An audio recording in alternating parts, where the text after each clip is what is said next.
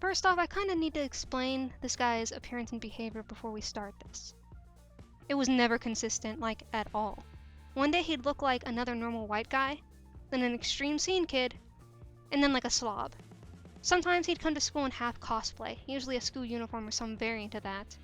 I suspect somewhere between slob and any other white guy was his true appearance, but the majority of the time I saw him, he looked like some scene kid. The scene kid look turned out to be him very creepily copying the exact hairstyle and clothing of another boy at our school, who was very, very popular with the girls in his anime club. He hated this guy, and most of his nice guy behavior came out when complaining to me about him.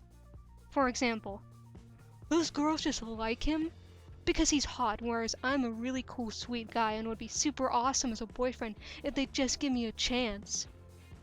I should mention that he would usually sort of switch between talks like an intellectual know-it-all asshole and, well, this. Get ready for this shit. Sums over and makes exaggerated 8D face. Go man, anamata-chan. Neh, pokes fingers together. Blah blah blah, drags hand over face with supposed to be a sweat drop emotion. Blah blah blah, kawaii blah blah. Random Japanese. Randomly insistent that he totally speaks Japanese. Pretends to trip. Bye, anamatan. Waves like a loon before Naruto running away. Okay, so now what he did to me. I met him briefly when I joined my school arts club. I'm generally a polite person, so I greeted him and ended up sitting behind him during the meeting. He talked a bit about himself and was awkward, but didn't really do anything weird or creepy. For a while, that was it. But a little later, he got abruptly weird. He wanted to know if I liked yaoi. Really explicit yaoi.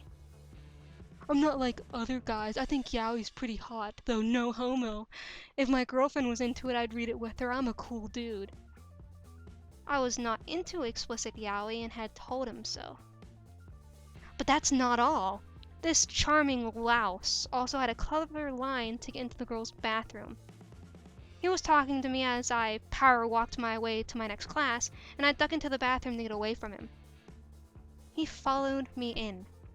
Some other girls yelled a bit and I turned immediately and told the teacher. They let him off with a warning though because he claimed to not have noticed she was going into the bathroom, lol. I believed him. At first. And was laughing this off with a buddy of mine in my next class. A girl pulled me to the side afterward and warned me about him. He had done the same thing to her and down to the same line and told me he'd only get worse. Following bathroom incident number 1, his next and most common creepy behavior began. He'd come up to me, pat me on my back or shoulder under the pretense of greeting me, and then leave his hand there while his finger traced the outline of my bra straps or clasps. If I moved, he'd pull the exaggerated, free hugs or glomp, and laugh and go for it again. He'd also try to wait in my arms to be loaded down with books so that I couldn't brush his hand away for that. Warned off, I started ignoring him hardcore. But he never got the message. He'd pull the same bathroom trick and got another warning. Complained a lot, followed me around, told people we were totally going on a date. He figured out what neighborhood I lived in on Halloween that year and tried to walk around with my friends and talk to me about Naruto yaoi. He was really into yaoi. Or so he said. I think the kicker was that he thought that all girls loved yaoi because some girls in the anime club who were apparently embarrassingly obsessed with it to the point of drawing and distributing their own yaoi in the school. They gave him the time of day because he looked like a scene boy most of the time, who liked yaoi and was totally cool. I was really exhausted with him. But he wound up being my secret Santa for art club. We all opened the presents in a circle and mine was fucking gay porn. Catboy yaoi, and a DVD that was obviously a yaoi as well. I was embarrassed as hell, but most of the people in the club knew he was weird and may have assumed it was a joke. He took a turn for the fucking scary after club because I went to the bathroom, did my business, came out to wash my hands, to find that he had silently crept in and was leaning on the wall across the sink. For extra creep factor, he had completely silent and out of sight until I looked into the mirror and saw his reflection. As soon as I saw him, I jumped about 10 feet and he started to demand why I didn't like his present. I told him I didn't like yaoi and he knew that, and what the fuck, he couldn't just fucking sneak into the bathroom as I backed out and ran away. Before I left, I told him to leave me alone and not bother me again. I should have reported this. but it was the last day of school before Christmas break, so I let it drop and hoped, naively, he'd forget about me during the holiday. School started and I didn't see him for most of the week, but lo, I was not free. He came into my economics class and stood in front of my desk, which was cornered in and sort of trapped me sitting there. He turned around and just... This is disgusting, I shudder typing about it. And I shudder reading it. He just turns and fucking farts right in my face, long disgusting like he's shitting himself, and the entire time I'm humiliated because my classmates are laughing, and I'm trying to cover my face and not breathe, and I've never been so embarrassed and mortified and shocked. And then this piece of shit just walks out like nothing happened, and I'm crying, and I tell the teacher about it, and she takes it seriously and takes him to the principal's office. This was fortunately the last time I'd really had to deal with him.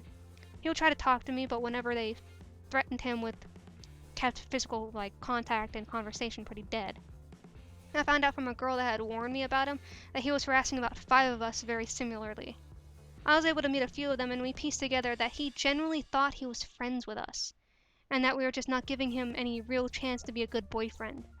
They'd filed complaints on him too, and I think his parents may have argued to let him finish school, as he was only 1 semester to go before he would get his GED, and then he'd join the military or something. Either way, it was the end of me dealing with him. But it was not the end of his saga though, no, because 2 years later I found out he's in prison. This creep got into a Homestuck cosplay, went to a local cosplay contest filled with very young kids and young teens, and stripped naked on stage. He apparently started masturbating or pretending to, and other inappropriate actions before con staff blanketed and dragged him off stage. He got violent, so they called the cops, and I'm assuming he must have gotten violent with them because next I know he's in prison. I will be fair and say I'm not exactly sure if he went to jail for that or how long he was there. There very well could have been other circumstances that led to the jail time, so I'm fairly certain it was related to the con somehow, because it happened the same day or immediately the next. I admit through all of this I never tried to find out much about him. I never wanted him to somehow find out that I was still asking about him and assume I was interested and redouble his efforts with me. I don't know if he had any formal issues or where he is now. I strongly suspect he's an awkward lonely dude who was socialized by harem anime, and that I and the 4 other girls were just set pieces for his fantasy of being a harem protagonist. And when his charming behavior and quirkiness failed to seduce us, he started getting creepy. He harassed the other girls from sophomore year and adding us as the years passed with me as his final girl in senior year. So yeah, that was weird.